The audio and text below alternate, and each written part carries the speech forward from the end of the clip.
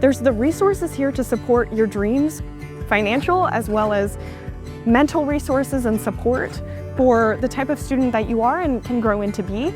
If you have a dream, Stanford will do everything to help support you do it.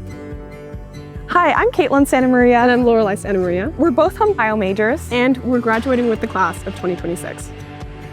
We're both first-generation, low-income, and Guardian scholars here at Stanford. We grew up in Los Angeles, moving around quite a lot.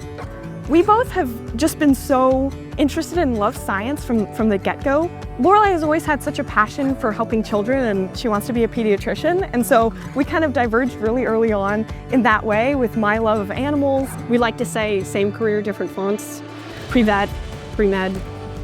Stanford is extremely generous to have offered us both need-based scholarships.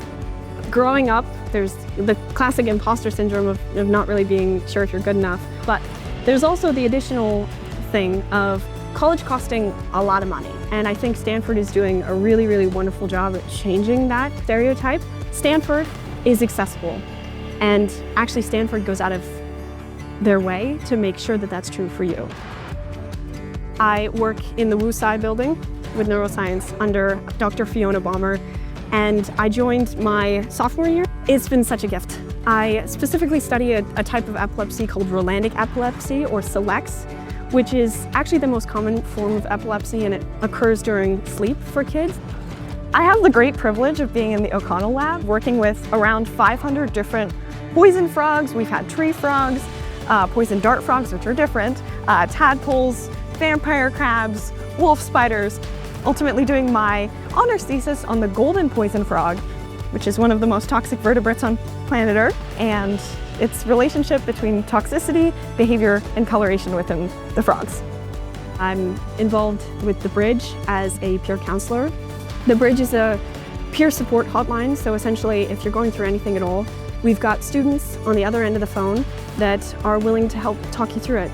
I'm involved with the Office for Religious and Spiritual Life, where I work as an event staff coordinator for Memorial Church. They trust me to open and close the church. It's been wonderful learning about the different spiritual communities that live on campus. I founded Animal Service Project, which brings students from campus, off campus, into the community, into 5 or 6 community partnerships, nonprofits in need working with animals. Here at Stanford was where my interests in animal care and research and science kind of all merged into this dream of being a veterinary clinician scientist. I am thrilled to have been accepted by the Fulbright committee to work abroad in the Czech Republic next year. And then I'll be back in the Bay and applying for medical school. Being at Stanford, you are a part of and experienced the Stanford magic. Just because you leave Stanford doesn't mean that you can't take it with you or create it in the communities that you enter.